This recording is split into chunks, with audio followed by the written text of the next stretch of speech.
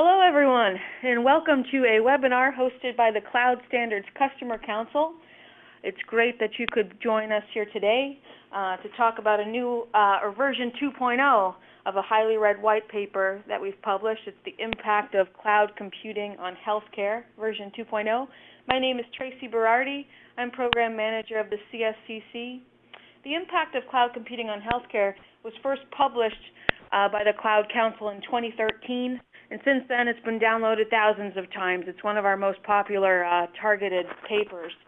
And since then, the market dynamics of the healthcare industry have changed significantly with the growing impact of consumerism, digitalization, preventative healthcare, and regulations. So V2 of the paper, which was just published in April, provides a fresh perspective on some of the best practices, challenges, and benefits of cloud computing on healthcare IT. Sorry about that. Jumped a slide. So today I'm joined by two key contributors to the paper, Mr. Pete Melrose, an IT consultant to healthcare providers, and Mr. Mike Edwards, a cloud computing standards expert and Bluemix PaaS evangelist at IBM. So thank you for joining us today. There are some other contributors too who couldn't make it, but we'll give a really good overview of this new paper that we have. So I encourage you to visit our website. It's cloud-council.org. You'll see coming up in 2017 we have a whole bunch of new topics that we're covering. We have the whole series of reference architectures we've been working on as well, covering API management, hybrid integration, getting into blockchain, multi-cloud management. So if you're not yet a member of the Cloud Council, consider joining. Visit cloud-council.org, and there's a membership button.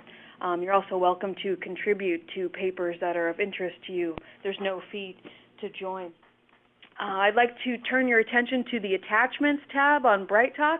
We've uploaded a PDF version of today's presentation if you'd like to download a copy. There's also a direct link to this V2 of the healthcare paper on which this presentation is based. And we'll have time for Q&A at the end of the presentation. So submit your questions in the Questions tab, and we'll take those at the end. And with that brief introduction, I'll turn it over to you, Mr. Melrose. Thank you. Thanks, Tracy. Can you hear me all right? Yes, I can hear you. Okay. You sound great. Thank you. Hello, everyone. Thanks again for attending this webinar and for your interest in our CSCC white paper entitled The Impact of Cloud Computing on Healthcare. The domain of healthcare generally is understood to include three participant groups. First, healthcare providers, including care delivery professional practitioners, principally physicians, and also care delivery organizations, principally hospitals.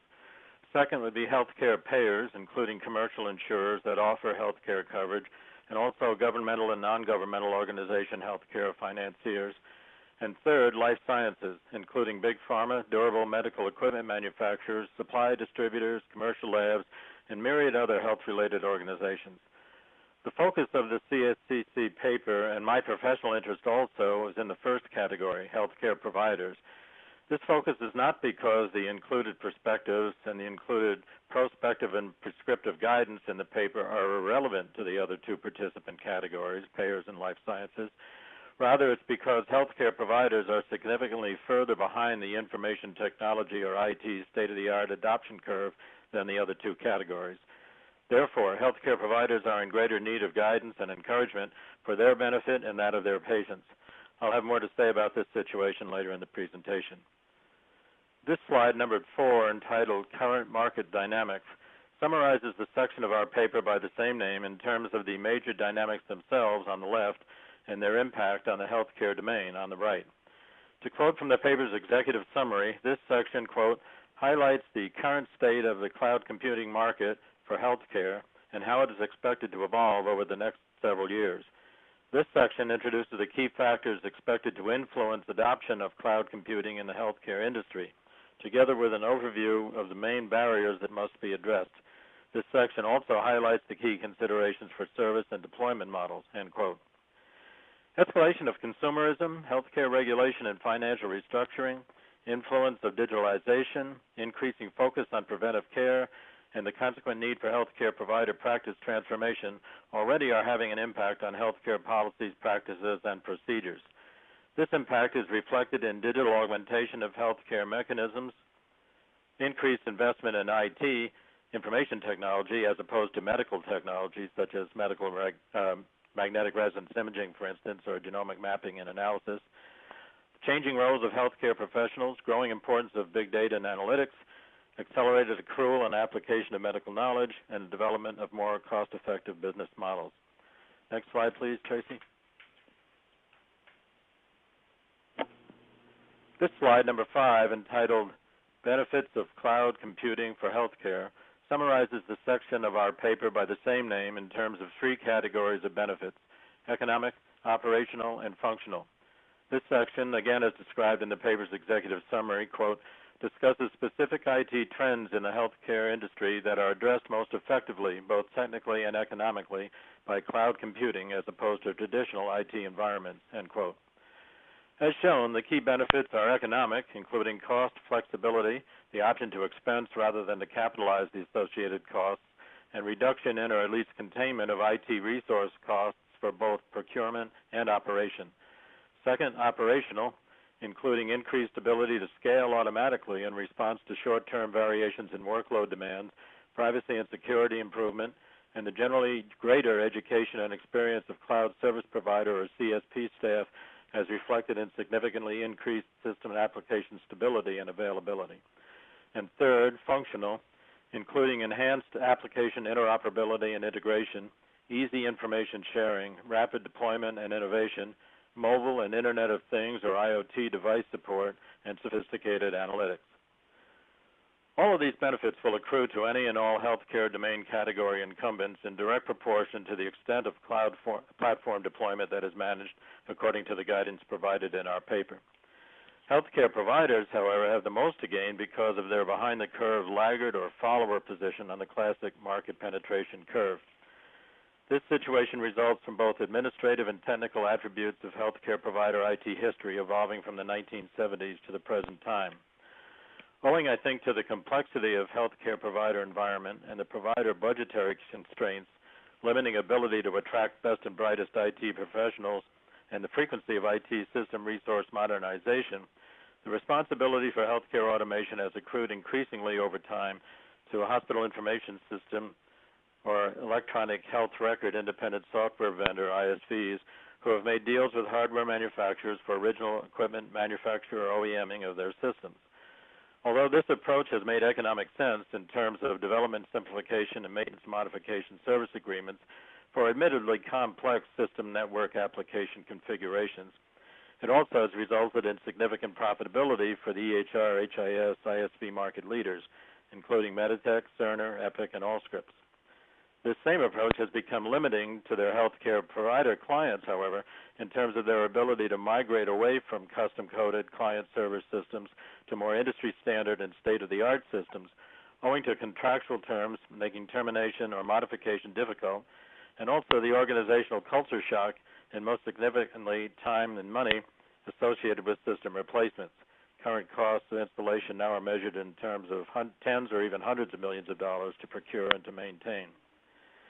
Neither is there sufficient incentive for ISVs to modernize their offerings nor to create more open architectures to facilitate intersystem interoperability or integration among healthcare providers using their HIS or EHR systems from different ISVs, which is the one EHR feature not yet required by U.S. Department of Health and Human Services, CMS, Centers for Medicare and Medicaid Services, Office of the National Coordinator for Health Information Technology, or ONCHIP. A significant omission among the EHR meaningful use requirements in the U.S., impeding the coordinated and comprehensive delivery of health care to patients relying on multiple providers and therefore multiple EHRs. Physician practice management systems, or PPMSs, counterparts have evolved accordingly but have begun to change to cloud-based systems and applications such as Athena Health, owing to their marginal operating budgets, that is, the healthcare providers' marginal operating budgets, and the inability to fund and then to support in-house systems. For these and other related reasons, healthcare providers have even more to gain from cloud computing than their healthcare domain colleagues in other categories. Next slide, please, Tracy. This slide, number 6, entitled High Value Cloud Computing Services for Healthcare, summarizes the section of our paper by the same name in terms of 10 cloud-based ISV commercial off-the-shelf or COTS offerings categories that we have identified, for each of which several ISV tooling or solutions are identified, which I'll describe here with brief quotes from the paper. First, population health management. Cloud and big data services track diseases, map them geospatially, and inform the population where risk exists. Second, care management support, providing cost-effective implementations, offloading tasks from hospital IT departments, allowing them to focus on supporting other operational and clinical support systems. Third, diagnostic support, also known as clinical decision support, products and services to both concentrate the expertise required and to lower the cost of operations for healthcare providers. Fourth, image handling service, allowing healthcare organizations to scale storage services at a fraction of the cost of in-house systems to implement them internally by minimizing the overall total cost of ownership. 5, medical practitioner assistance. Opportunities for cognitive assistance abound with the introduction of machine learning, natural language processing, and advanced analytics. 6, patient connectivity, enabling patients to connect to health services of providers. 7, data distribution services, enabling the exchange of key healthcare-related data between organizations such as electronic health records, patient images, and so on. 8, laboratory services, supporting clinical laboratories in their work. 9, clinical research, addressing the explosion of data from next-generation genomic sequencing, as well as the growing importance of biologics in the research process, making cloud computing an increasingly important aspect of R&D. And 10th, intelligent BPM and case management, low or no-code services. Gartner defines business process as a service, or BPaaS, as the delivery of business process outsourcing services that are outsourced from the cloud and constructed for multi-tenancy operation.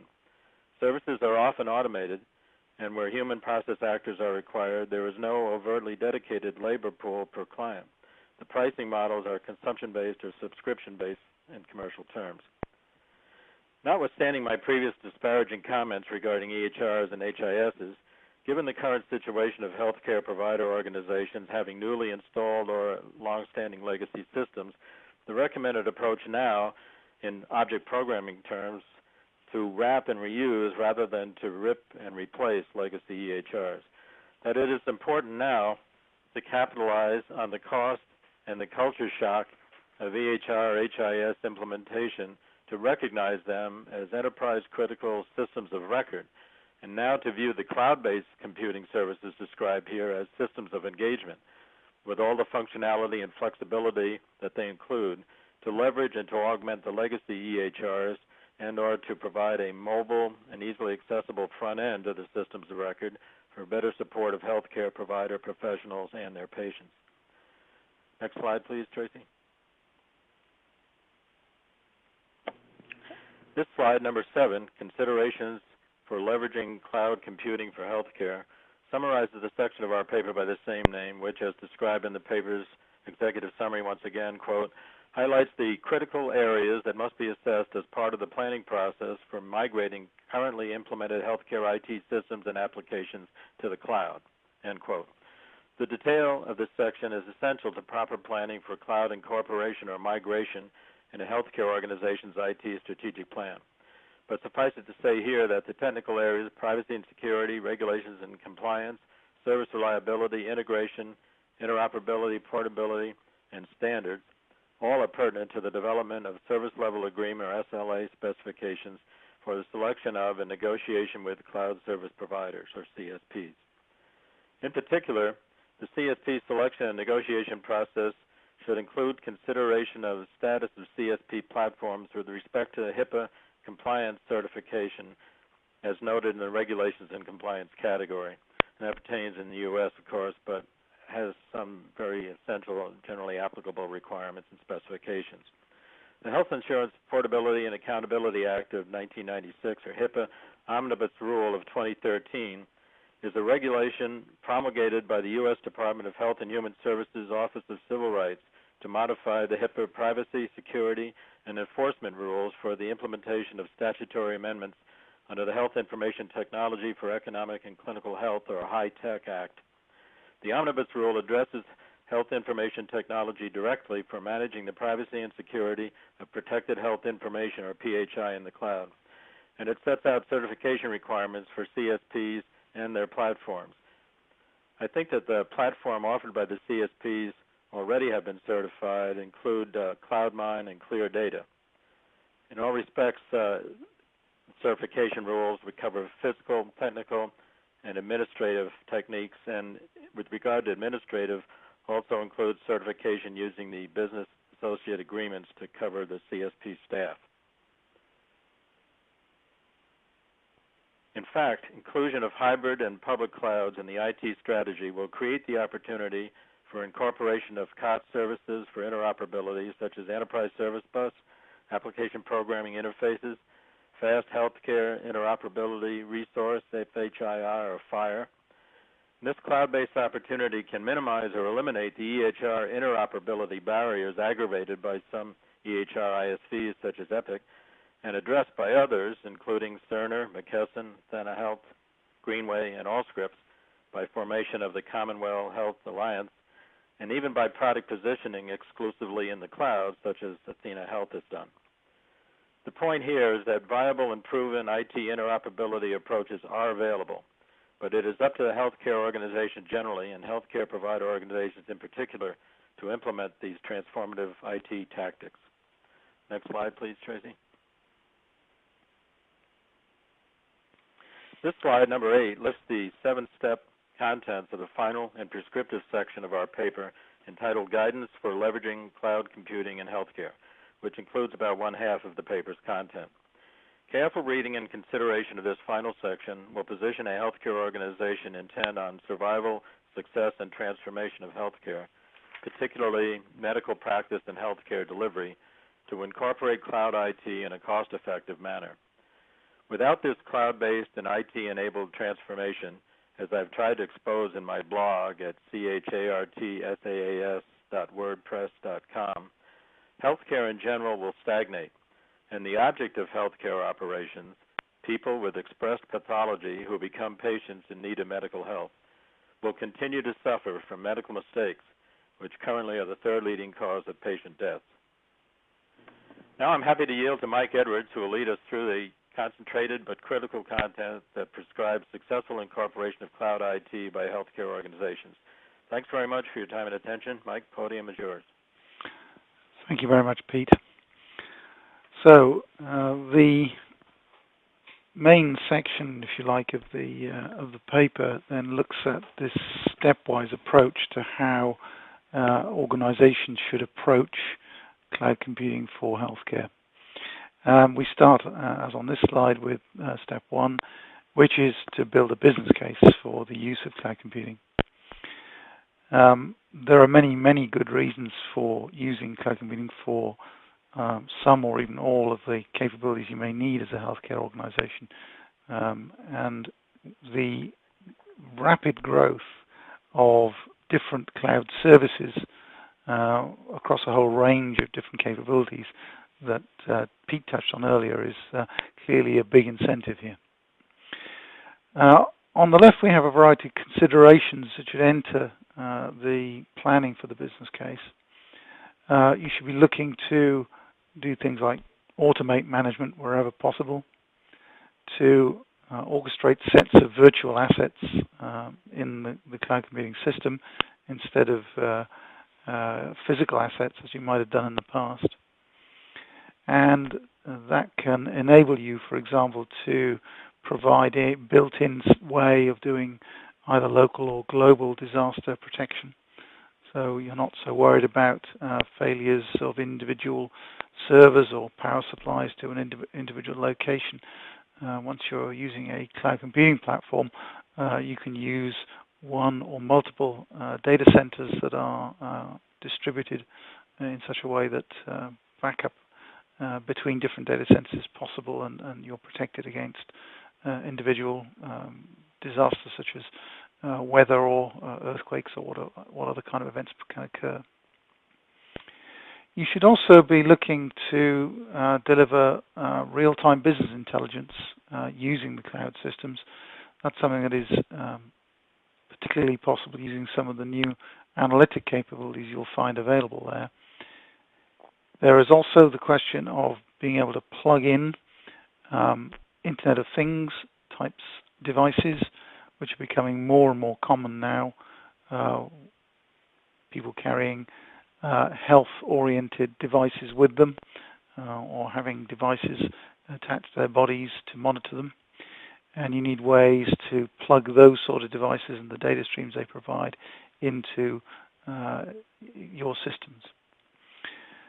And with the increasing amounts of data that have become available from all kinds of sources, IoT just being one of them, then it's also important then to be able to make use of that data in an effective way. So you need to be looking at the capabilities of big data systems to analyze the data, and then artificial intelligence cognitive systems which can make sense of the data and help provide recommendations and advice to the medical professionals in their tasks in the healthcare environment. You should be looking for the economies of scale. Cloud computing is all about scale, and it should enable you to reduce the costs for your IT organization. And last but not least, consider the flexible payment models that have been talked about before. You do not need to pay for everything up front. Typically with cloud computing, there's very much more of a pay-as-you-go approach, and that can be valuable to many organizations. So the recommendations associated with step one then are that you need to do an assessment of your applications and workloads, and that of course might include novel ones, new capabilities which the cloud system is going to provide you.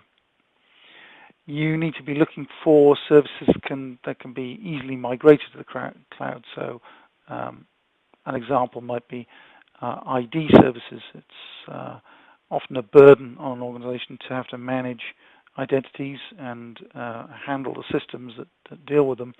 And these can be got off the shelf, basically, in many cloud environments. So you should be able to take advantage of the lowered barriers to entry for using new capabilities in these cloud-based healthcare systems. They're designed in many cases to be plugged into existing systems, to extend them, to add the new capabilities that they offer. And you will find there a prevalence of software as a service style offerings. In other words, no programming involved. The capabilities are provided out of the box by the cloud service, and you are able to take advantage of those almost immediately. You do need to think about the way in which you deploy your capabilities, your applications, your workloads into the cloud environment.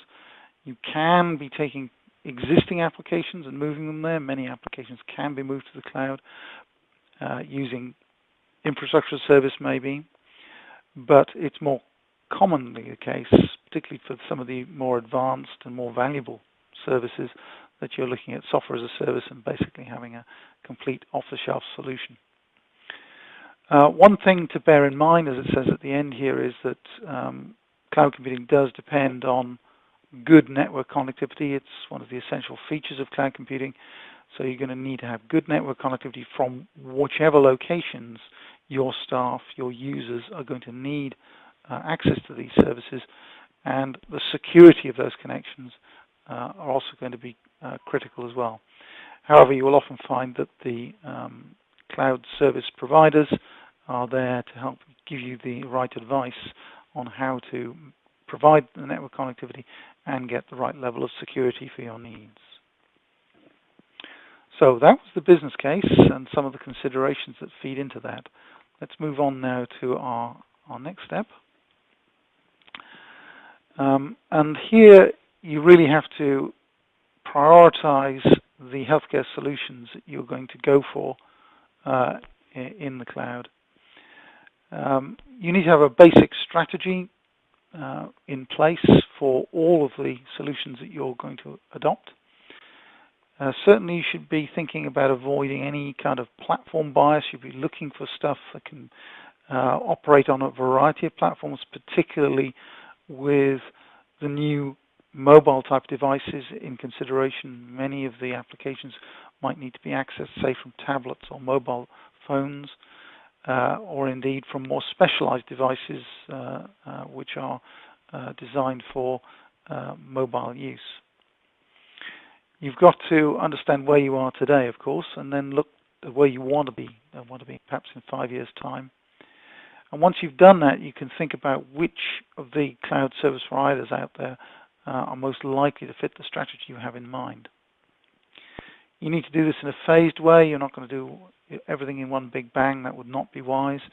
Far better to look to introduce new particular services one at a time and get them into production and in use, and learn from that in planning the adoption of future services.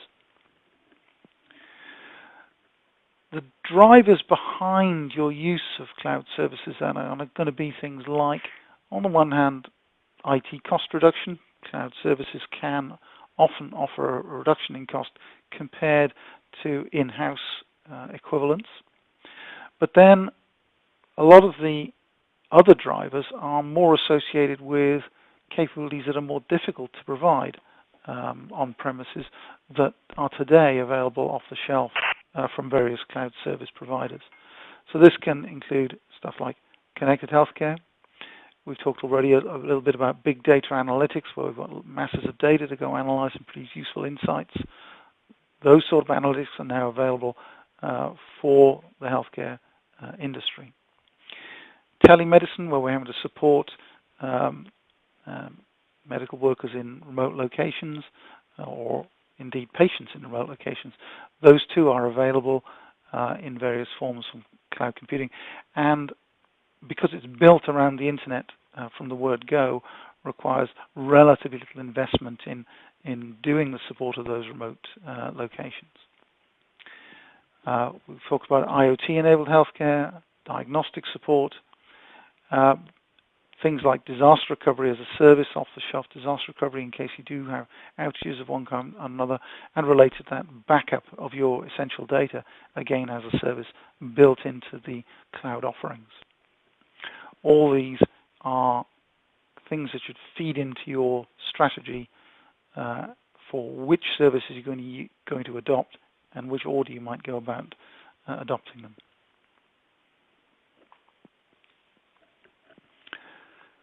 Moving on from there, we have in step 3 the question of cloud deployment and service models. Now, there are various ways in which you can use cloud services.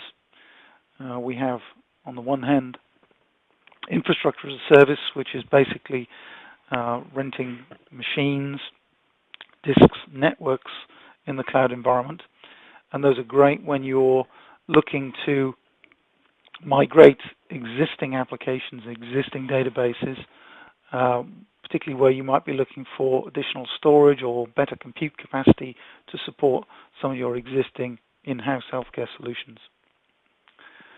Right at the other end of the scale, software as a service, or SaaS, is to be preferred where the capabilities don't exist in-house today and where your IT skills might be limited in the particular area concerned. Some of the analytics software that's available, for example, or the artificial intelligence, cognitive healthcare, as it's called by some providers, those capabilities are pretty specialized, and you may find it very difficult to implement stuff like that using your in-house IT skills. And so software as a service, where all of that is built, ready to go, off the shelf, is very much to be preferred for those more complex cases. Sitting in the middle then is platform as a service, where you may have the need to build a certain amount of custom applications or workloads of your own, but where you'd prefer not to implement everything yourself. The platform can provide a lot, if you like, the infrastructure for the software, or the middleware that's required to run the software and enable it to communicate and provide security and so on. All that can be available with a platform as a service offering, and you can then create your custom software as needed, with the advantage of being able to plug in services of various kinds available on the platform, which may be healthcare oriented or maybe data and analytic oriented, which can help expand the capabilities of your custom solution very rapidly with minimum investment on your part. So all these are considerations that you need to take into consideration, and they require careful analysis of what is being provided by the cloud service provider in each case. Of course, there are various considerations that feed into that. Cost and performance are clearly right up front.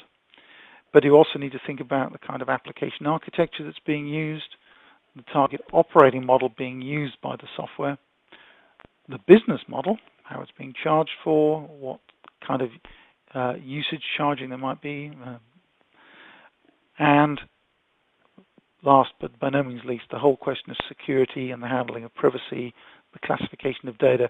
You need to have very careful thoughts around that, and HIPAA if you're in the USA, or GDPR if you're in Europe or elsewhere, those sorts of regulations must be taken into account, and whichever solution you choose must be capable of meeting those regulations. And as it says in the little note here, in reality, it's likely that most healthcare deployments are going to be of some kind of hybrid nature, where you have existing systems and applications that are likely running in-house, and you're not going to replace all of those, so you're going to be bridging between those systems and the new cloud systems and capabilities that you're bringing on stream. And so you have to be able to connect them together and place workloads in the most appropriate location to get the best results. So that's a very important factor in the design of your systems. Moving on from step 3, we talked already a little bit about security and privacy, and of course in healthcare this cannot be underestimated. You're dealing with personal data, usually of a very sensitive type, and there are lots of regulations that apply almost whichever country you're in. Pete talked quite a lot earlier about HIPAA applying in the USA, and the need to have systems that meet those regulations. In Europe, there are equivalent considerations. There are often specific healthcare requirements in particular countries, but hanging now above that is the European-wide General Data Protection Regulation, which applies to healthcare data in particular, because it is personal data and sensitive personal data at that.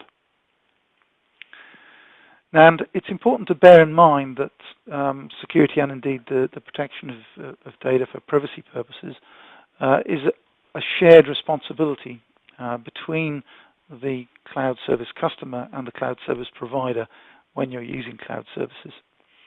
And that has to be taken into account. It's not enough to imagine that you're just passing all the responsibility as a customer over to the cloud service provider. There are often specific things that you as the customer need to take into account when you're using these cloud services. Now there are various pieces of guidance and standards that apply in these areas. Examples are given here under the first bullet. So we have, for example, the NIST 800-160 publication. We have the Cloud Security Alliance with various publications, both for privacy and security, and the two major ISO standards relating to cloud computing, security and privacy, 27017 and 27018. And all of those can provide good guidance for the sorts of things you have to take into account when you're starting to use cloud services of whatever kind. Going further, then there are a whole series of safeguards that you must take into account when using the cloud environment. They may be physical, administrative, and technical. And the sorts of things that really cause some effort that you need to put into this area are mobile devices of all kinds, tablets, smartphones, and so on. And then, of course, IoT devices, particular IoT healthcare devices that may be carried around by patients and so on. And the need to appropriately secure those devices and the data flows to and from them is a key question.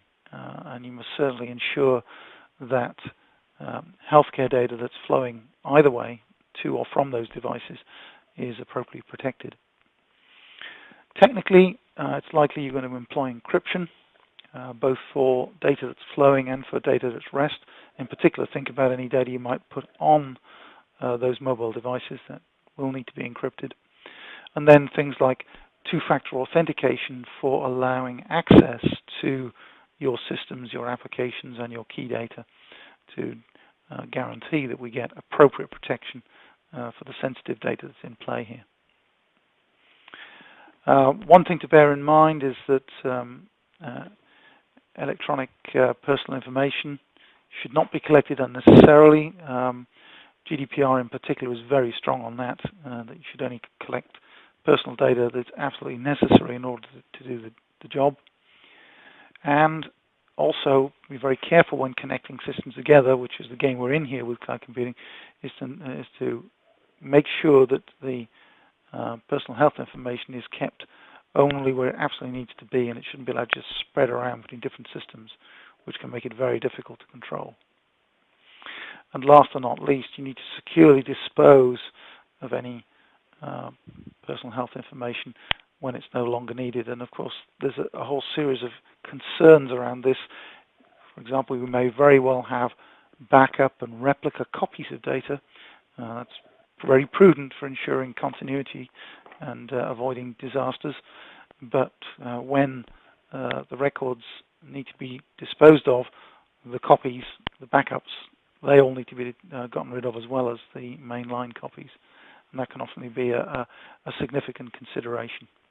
And you need to ask questions of your cloud service provider about how they are dealing with all of these issues, so that if they're taking backups and then you go and delete some of the data, are the backups also being deleted likewise?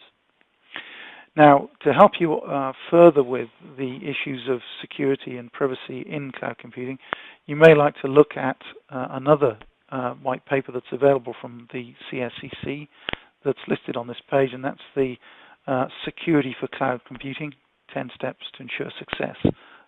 That's a white paper that's available from CSCC and has a lot of information on how to handle security and privacy issues for cloud services.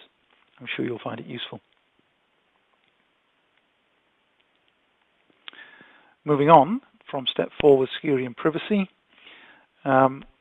we need to think then about step 5, which is the integration of any cloud services that we have with existing enterprise systems that we almost inevitably have.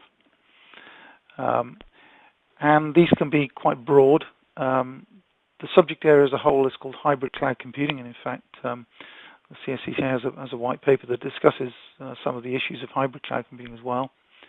You're welcome to go and look for that on the CSCC resources page. The sort of major issues you're going to run into with integration requirements are firstly identity and access management, because when you've got multiple different systems running in different locations, managing identity and access across those different locations can be troublesome. So you need to have a good study of how you're going to do that, what ID and access management you're using with your existing systems, what systems the cloud services are using, and how you can best bring them together. The ideal is you can move over to use a single ID and access management system for all the systems you're using. That's the ideal. If it's possible, that's great, but often it isn't, in which case you have to come up with a plan for how you manage identity and access management for the different components that you've got. Equally, you've got a question of administering and managing all these systems. You may have some existing admin and management systems in place for handling your in-house systems, but you then have to ask the question about how you're going to extend those to manage the cloud services you're using. And on the one hand, it might be possible to have adapters which will allow you to connect your existing systems into the cloud services you're using. In other cases, that might not be possible, and you might need to look at new tooling to handle the new cloud services you're adopting. How you handle the integration of medical devices, IoT-style devices, is another question that requires, obviously, careful study of the devices that you're looking and using. And you may find that some cloud services offer specific support for certain types of device, which might make things easier, and that might be a factor in the choice of devices you go for. But either way, you'll have to look at how that's done.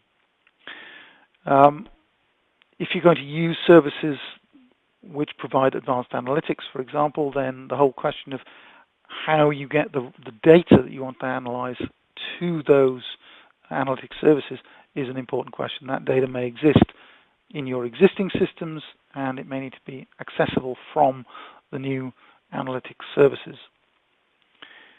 Telemedicine, where you're again going out remotely, you need to think carefully about how you integrate those remote devices to your systems, and that may be again a question of linking not only to the new cloud service but also being able to connect to existing systems that you already have. So there are multiple integrations to worry about in that case. This question of integration can be made easy by standards conformance. There are a number of standards available for healthcare systems, and for example, for healthcare devices. Clearly, devices and systems that conform to the standards are more likely to be integrable, more easy to integrate, than ones that don't. So plenty to think about if you're going to adopt cloud computing and integrate it with your existing systems. Moving on from that to step 6, that's the question of negotiating the cloud service agreements that you're going to have with your cloud service providers, and the ability to monitor the key performance indicators for those services to make sure that they are going to provide what you've signed up for. So at the highest level of consideration, you need to understand what your business level performance objectives are for availability, for the responsiveness, time to process data, and so on. And out of that, you need to identify a set of metrics that are going to be critical in achieving those objectives. And you need to relate those objectives to what you're able to monitor. Typical cloud services will allow you to monitor various aspects of the service. So it might be uptime, it might be transaction times, response times to particular requests. You need to be able to show that your metrics can relate to those things that you can measure in the cloud services. And if there are standards that can help in that can help define those metrics and the way they're collected, that's all and good. And you will find some of the cloud service available which will do that for you. And on your side as a customer, you're going to need to make sure you have systems in place to take and then analyze these metrics on an ongoing basis as a tool for deciding on your business options. So the sorts of potential performance indicators you might worry about would be right down at patient level. Patients are the people who are being treated here and are the ultimate object of what we're doing in healthcare. So worrying about their wait times, claim processing time, whatever, those are the sort of things you might want to start with. Then there are the operational effectiveness indicators, which may be available now in a new way from the cloud services, which can allow you to see better how patients are being handled, how money is being handled in the system, how patients are giving feedback increasingly so with the new kinds of interfaces available. Where you have wearable devices, IoT medical devices, then the ability to spot and deal with any out of normal measurements that are coming in for those devices might be a key measure. And with the availability and use of social media, you may be looking at observing and tracking and reacting to social media input that's coming back from the patients. All of these are going to need to feed into how you are going to use the cloud services to be most effective for your healthcare business. Now, all that ultimately has to be reflected in the cloud service agreement that you have as a customer with the cloud service provider. And there is, again, a Cloud Service Customer Council practical guide to cloud service agreements that goes into the details of cloud service agreements and indeed how to go about negotiating those with your cloud service provider. So that's provided as a link here on this slide as well. Good information to study when dealing with cloud service agreements. Moving on to our final step then, which is managing the environment. So this is now, if we've got our system up and running and in place, what do we need to do to manage this new, typically hybrid cloud and on-premise environment? One essential area is the management of electronic health records, which includes sharing of those records with those people who have a need to know. You need to have the ability to retrieve or transmit health data for patients to and from external sources, and those have security, privacy issues, and also provenance issues. Can you believe the information you're being given? You're going to need to manage security and privacy generally. You need to have active systems in place to handle that. And you also, of course, need to ensure that the health records are available and synchronized appropriately to wherever they're needed. Ideally, you're going to need to manage the connected devices you've got, typically IoT medical devices or smartphones and so on. You're going to need to have systems in place to manage things, for example, detecting falls in elderly patients if you've got that kind of monitoring in place, or where you've got health monitoring in place for patients with chronic disorders. Again, you need to have systems in place that can react when abnormal conditions are discovered. And where we've, for example, got patients with mental disorders, you might want to, again, detect and intervene appropriately when we can detect those sort of things going on. Where we've got field devices, particularly for the physicians, nurses, and so on, which are being used to capture, display data, then we need them to be available, so we need to protect against interruption, we need to protect against attack, and you need to keep those devices up to date, in the same way that all our smartphones, for example, are kept up to date. We need to do the same for medical devices. But on the other hand, we need security protection, which is stronger than you typically expect on a mobile device, because this is sensitive information we're dealing with, and potentially life and death information being transmitted to and from physicians. And as part of that, then we also need systems maintenance to make sure stuff is right up to date and appropriately managed. So that finishes our consideration of the 7 steps. I'll now hand over to Tracy to finish up the talk today. Thank you. Okay. Thank you, Mike, and thank you, Pete, for the great detail here. And everyone on the line, hope you enjoyed the presentation. Now is a good time to enter questions if you have some. We do have a couple.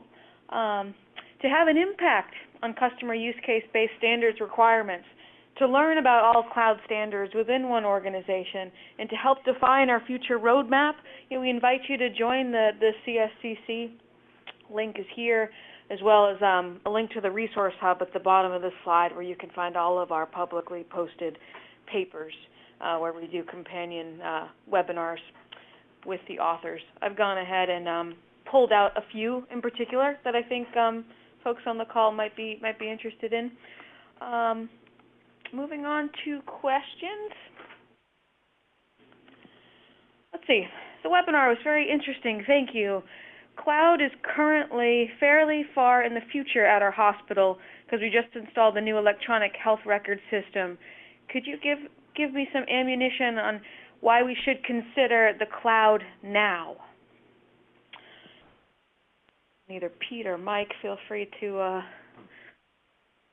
take that one. Tracy, this is Pete. I could kick that off. Just kind of reprised of some of my opening contents that it's important for healthcare providers to recognize that as robust and essential as EHRs, previously called hospital information systems, were and are, really providing a system of record facility and typically involving on-premise networking and just a lot of sophisticated interoperability among other applications that typically require their own hardware platforms.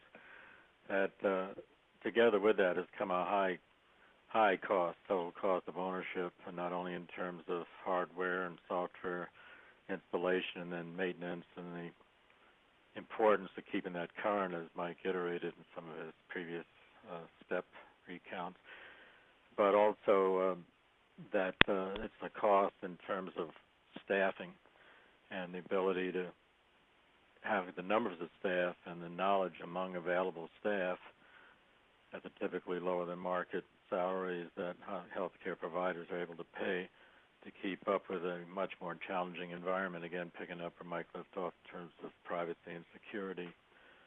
It's a rampant knowledge now that systems are being hacked all over the place, not just healthcare systems.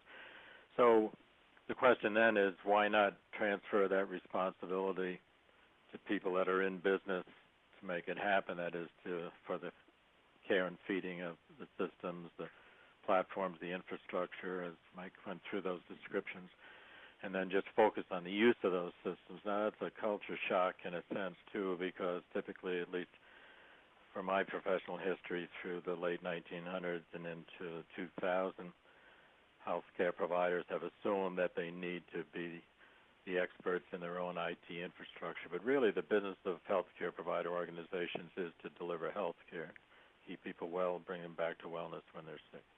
And so in that sense, IT is extraneous. So let's start to develop a progressive step here that moves IT to people whose business it is to maintain IT facilities and start to focus back on healthcare. Now, does that preclude the need for IT experts in-house? No, because they still need to know how these applications are used, how best to deploy them, details, again, as Mike was mentioning about IoT and mobile devices, things that tend to be particular to the user environment. But particularly with the incentive on privacy and security, I think that's the strongest case I can make for the U.S. and the fines that are being now made against healthcare providers that fail to protect data. It really is a strong incentive to move to the cloud now, to start that now. And always, the first step, the hardest step is the first step. But once you start to create the mentality, have cloud computing as an integral part of IT strategic planning, then we'll be setting off in the new and proper direction. If I could pick up from you there, Pete, I think the other thing to bear in mind with cloud computing, I think I was most impressed when we did the review of all the healthcare-related services that are available now. That's the thing that's come on hugely since we did the first version of this paper, I think 3 years ago. It's not a question of either or when it comes to cloud computing anymore.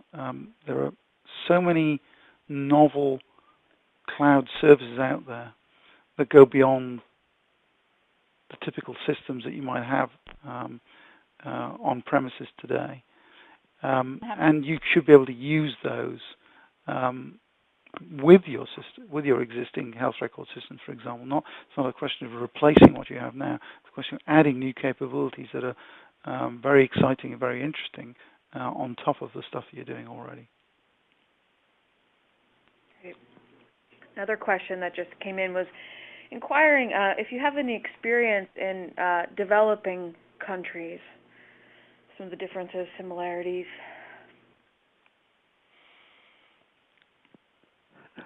Mike, you're the global traveler. Yeah, I'm the global traveler, but I must admit that I don't have personal experience, but I know that my company, IBM, has been doing work with healthcare in developing countries.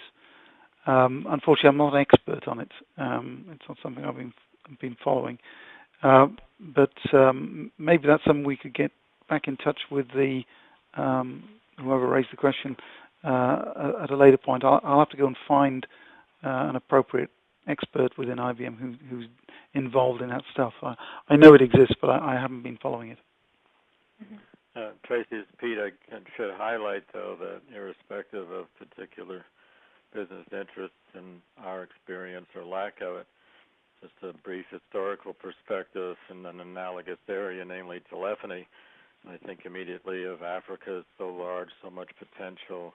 In a news item I just heard for a former Microsoft officer, an African educated in this country, just returned to Africa, I forget which country in Africa, and recognized that rather than start a business, the real need was to start an educational facility, another college or an adjunct to an existing university, I forget which, to kind of plow the ground.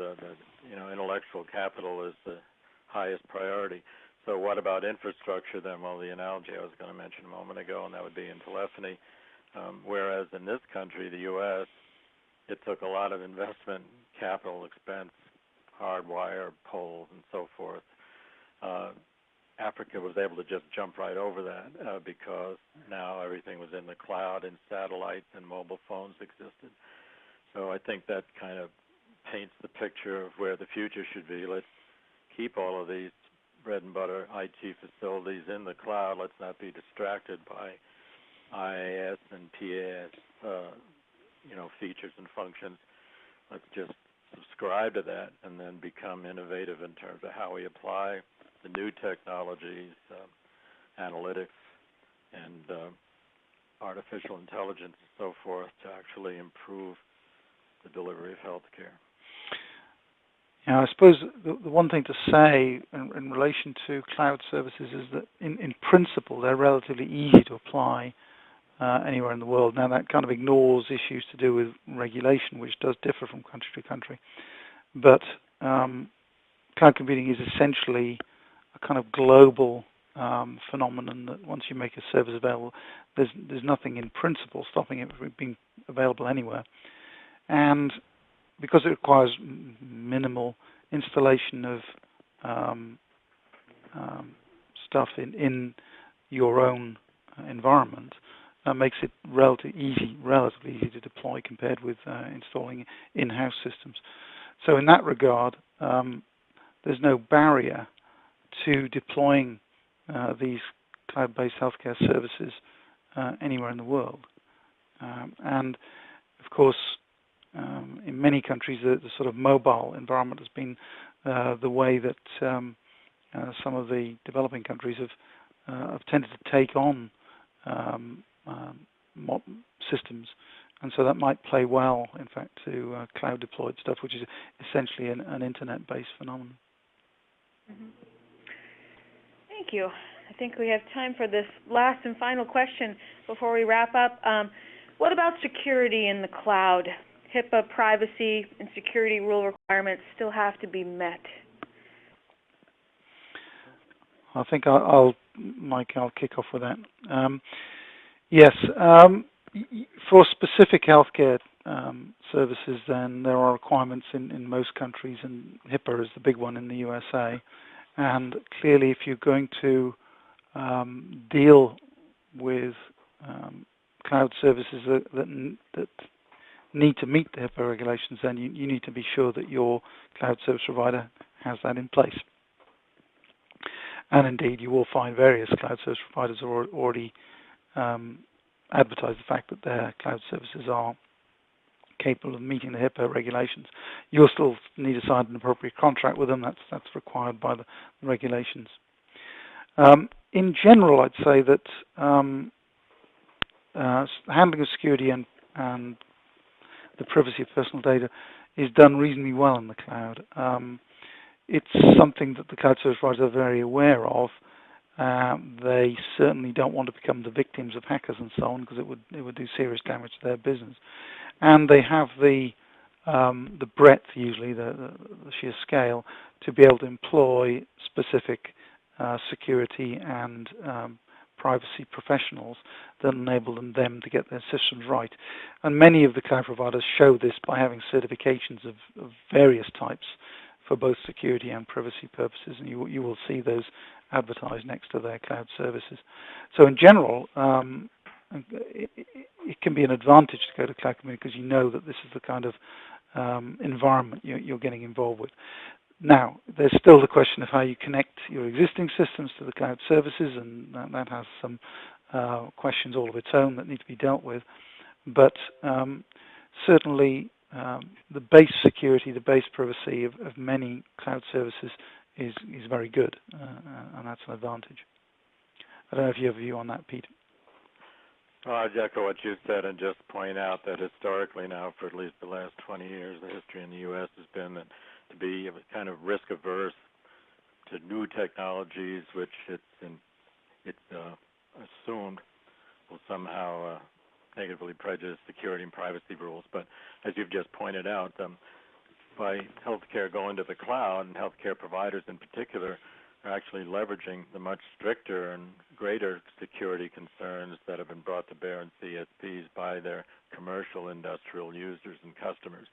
So we're able to leverage all of that in terms of things at the platform and infrastructure level and go forward. I think in many ways this privacy and security is a red herring, not because it shouldn't be addressed, but because it's been used as a way to, what should I say, excuse the progression and full use of information technology for the delivery of health care.